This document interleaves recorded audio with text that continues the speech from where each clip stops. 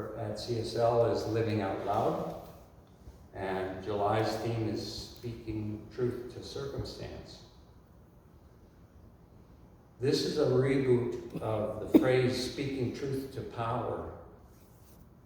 Spirit is the only power. What people really mean when using this phrase is speaking to control our circumstances. Circumstances are never the truth. We shall move through the month identifying and revealing what is truly occurring when we know the truth. The way is made clear for us, and we handle it by walking the spiritual path. So today's speaker is Audrey Beaudry, and her talk will be called Monsters Incorporated. Sounds very interesting.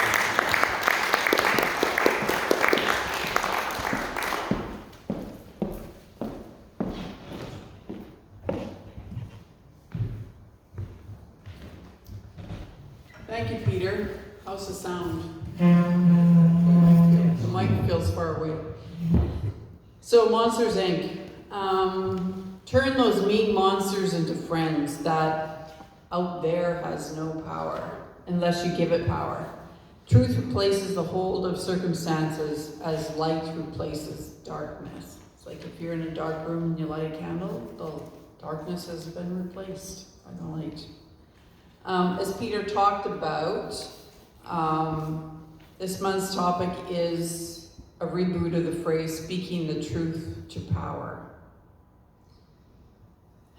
And I guess for today's talk, I'm going to say my sort of explanation of speaking truth into power is a non-violent political tactic used by rebels against the perceived wisdom of oppressive authoritarians. The Quakers first published this idea, and now it's part of global rights. Now, the word power is a word that triggers many reactions in people. But there is really only one power, capital O, capital P. And there is no need to speak truth to power because truth and power are one in the spiritual realm. So this talk is named after the animated movie Monsters Inc. And if you've not seen it, the story is there's a company called Monsters Incorporated, and it's the largest scare factory around in the monster world. And the top scarers are James, a very large blue furry monster, and Mike, a green, opinionated, feisty, one-eyed monster. Has anybody ever heard anybody explain their mother-in-law that way? I had a fabulous mother-in-law, but and there was also Boo visiting from the human world, going where no one has ever gone before in this company. So the company's mission is to collect children's screams as an energy source to power the city. So the monsters have to scare children, so they scream. So we come to learn that despite the children's screams as an energy source, the monsters are terrified of humans. They believe that children are toxic and dangerous, and even touching them can be fatal. So after uncovering a conspiracy within Monsters Inc., James and Mike worked to reshape both their workplaces and their society. The film's conclusion sees the two friends embrace laughter, which it turns out is a more powerful energy source than screaming. So they dedicate their lives to making children laugh as opposed to startling them. So naturally, the strongest message in Monsters, Inc. is that confronting one's fears, whether they be literally, the monsters in our closet, or figuratively, the monsters in our workplace, is the thing to do. So this talk is about full of stories to enhance the message, and I have one that hits close to home. I think a lot of you know that I've worked in the disability community, and it's been almost 20 years. And what you may not know is I have several disabled people in my family. I have a brother that some people would, more than a few people would consider a monster. Unintentionally, I became an advocate at a very young age. In the late 60s, two women in their 60s came to my house with a clipboard, taking signatures to stop a home on the street from having people that were the R word. That word you're not supposed to say anymore. But they were not afraid to say it as they explained their cause. For those of you too young to know what the R word means, it now means developmentally delayed. Still, I'm not sure how valid an 8-year-old signature on a petition is, but they wanted it bad, or they wanted my mother's. Well, my mother worked nights, so she was asleep, so I wasn't waking her up for this. I also thought, so where is my little brother gonna live if he can't live in a house? These two women did not know what hit them. When this angelic-looking little girl gave them a talking down about every person having a right to live where they want, which is totally out of character for me, then and now, whatever, they left with a clipboard, none the richer of signatures. So what I was too young to realize at the time is some people in society are afraid. They live in fear that people that are different from them, or people they do not know how to control, are going to be trouble. Some are willing to take their fear door to door and knock and tell their victim story to strangers. In addition, how strangers, whatever age, should be afraid. Thankfully, times have changed considerably, but there's still work to do. So I'm going to throw in an Ernest Holmes quote here. The story reminds me of one alone in consciousness with the infinite constitute a complete majority. And this was a defining moment for me in my life. So somebody that's also doing great work in the field of giving people hardly any representation of voice is Rick Gnodi, and I saw a presentation of his just last week. I do have a description written out of him, but April's got a video, a 4-minute video that explains him and his work way better than I could. Just get it so that people can see that. What was that? Oh, that's a TV.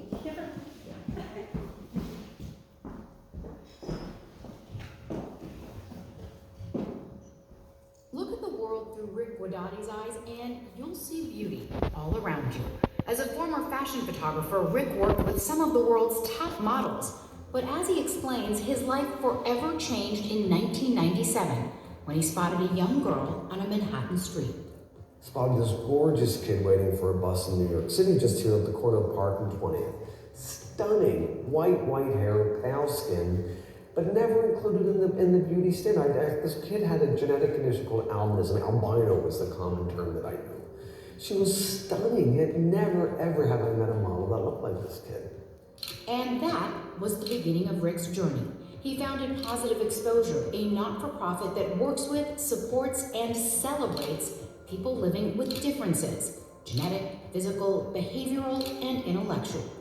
After we started Positive Exposure, ready to go. The first kid that walks into the studio to be photographed is Christine, and she's gorgeous. She's long white hair. She's like 5'10". She's stunning. But she walks in with her shoulders hunched, head down, no eye contact, one-word answers. This kid was abused, bullied, and teased so badly in school that it left her with zero self-esteem. And I thought, I have respect for this kid. I'm gonna photograph her like I would any supermodel. So like the fan, the music, and I literally just held up the mirror and said, Christine, look at yourself. You're magnificent. And this kid looked in the mirror and she saw what I saw. And she went from this to that. And she exploded with this smile that literally lit up New York City. She created the philosophy of positive exposure at that moment. I knew she needed to change the way she saw herself. Her community desperately needed to change the way that they saw her difference. Rick's work is now part of a documentary called On Beauty.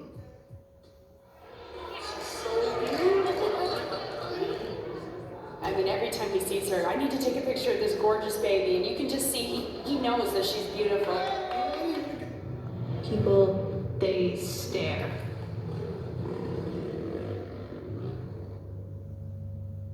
Am I really that different that you have to stare?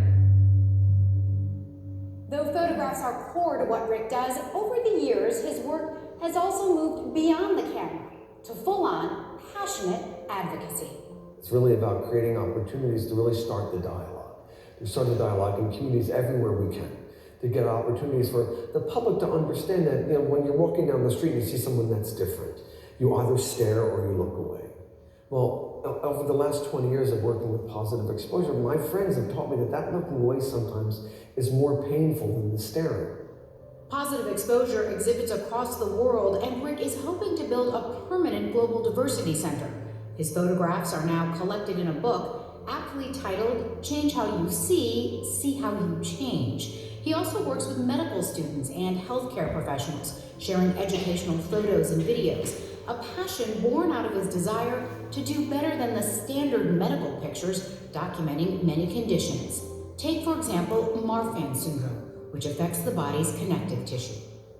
Cassie was born with a genetic syndrome called Marfan syndrome. We wanted to show you a feature Cassie was born with. As you can see, Cassie's chest sinks inward toward the middle. This is called pectus excavata. Nobody ever walks into a doctor's office carrying that portable black bar, like just standing like that. They're people, there's humanity. You've got to have humanity front row and center. And it's never what you're treating. It's always who you're treating. Despite all the achievements and accolades, when you spend time with Rick, and inevitably with his adorable rescue dog Buster, one thing is clear. It is the stories of change, time and again, that propel him forward. At the end of the shoot, this 14-year-old kid said to me, I realized that finally I could be proud of my albinism. But she said, 14, I realized that the hatred and the abuse that I've experienced in my life will never disappear. But what has disappeared is the hatred that I felt for myself. I never look back. And this is one of billions of stories. It's perseverance, it's survival, it's resilience. Carol Ann Riddell for Arts in the City.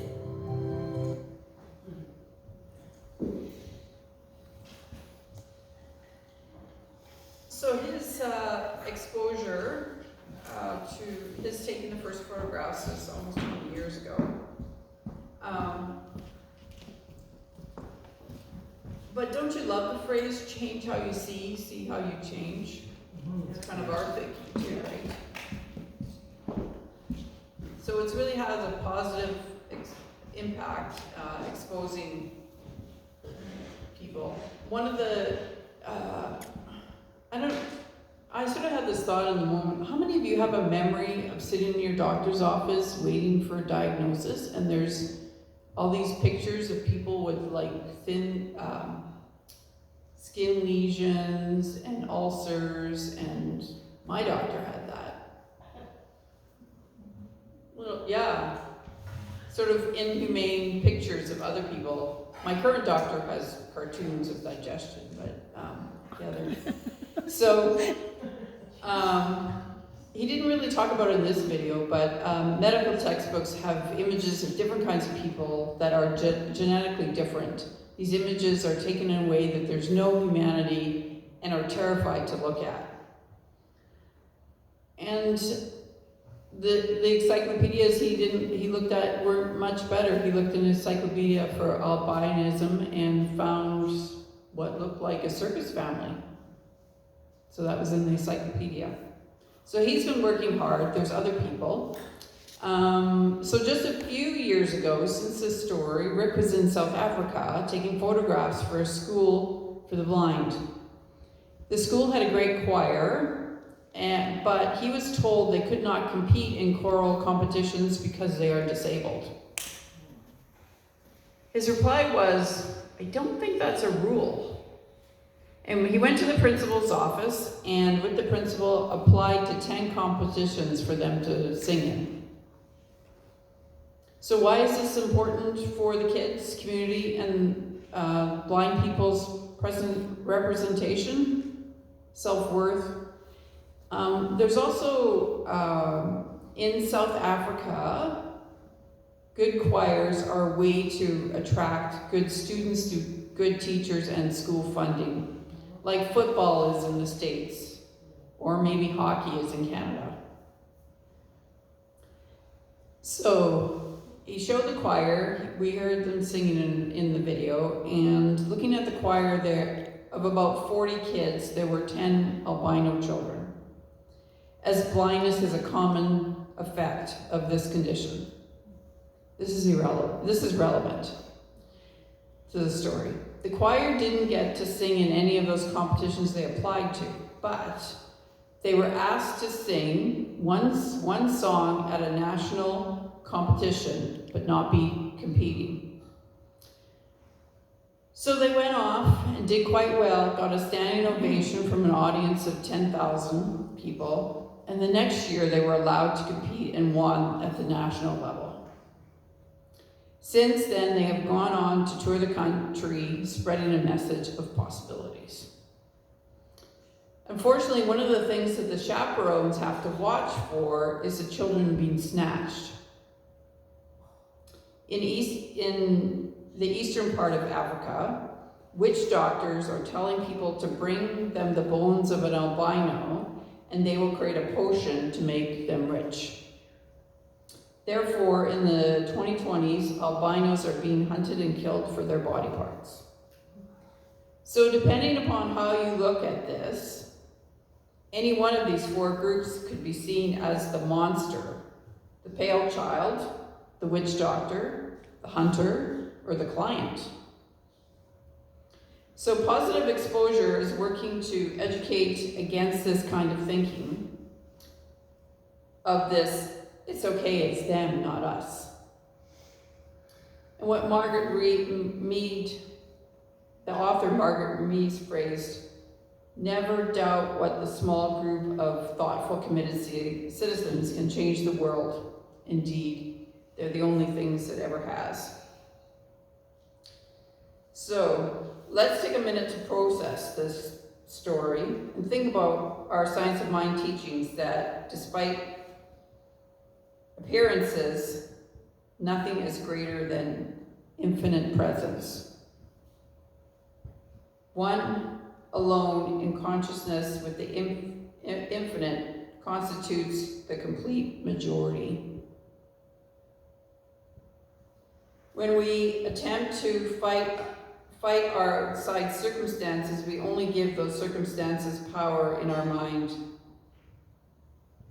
When we engage in fighting with the other, we are caught in the belief of separation and have lost faith in the infinite oneness. This does not mean to sit in our prayer chairs and do nothing. It means first gain insight so we can be most effective in our actions. So going back to speaking truth to power, it is used to indicate a commitment to stand up for those we perceive stand up to those we perceive as more powerful than us. In truth, no one is more or less powerful than us. We are all equal in spirit. The only difference is the level of awareness. However, in our minds, we build certain people and organizations into monsters, and in doing so, we give them power, which is not real. We're just giving away our own power, which is actually impossible to do, as we were always spirit and form.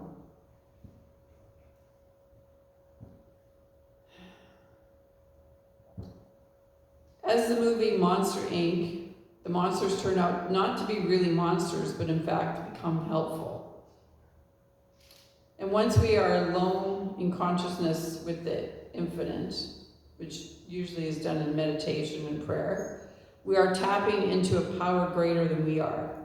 We may not know the how of creating a better world, but it's not ours to know. We declare the what. We align with the nature of divine life, love, light, wisdom, power, peace, beauty, and joy, and become willing to let it express through us. Most heroes' journeys state that when our hero comes to their own true nature, their unity with the One, all that has exposed them is swept before them. But if we are to create real change, we must unwind from those conditional patterns. We must take a fourth turn within, not as in hiding, but as turning into the infinite power within. We know what is life-enhancing and what is not, as people committed to creating a world that works for all. I think our land agreement says creating a Manitoba that works for all. We commit to taking a stand on life-enhancing, and we act and live from that guidance. So I have a call to action for people. Identify a monster in your life. It could be close and personal, or it could be a world situation. Spend some time visioning with the questions. What is Spirit's highest view here? Or what in my become?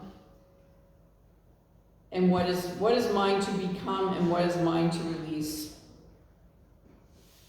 Follow the guidance that arises when you meditate to create a more life-enhancing experience for yourself. So, which means the monsters are not real as they appear.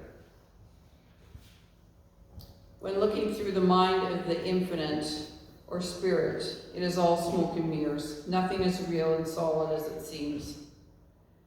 Like monsters, they can make a lot of noise, huffing, puffing, and even blowing a house down. However, bullies cannot blow down a house built on a solid foundation of spirit.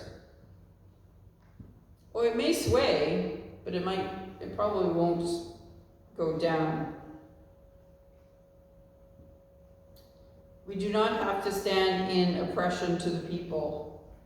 They are our brothers and sisters also. They are us, as we are all connected with a spark of spirit and love. When we get past our fears and theirs, as insurmountable as it may seem, we find a way to create the world that works for all. So what can and will you do today to create a work that works for all? Start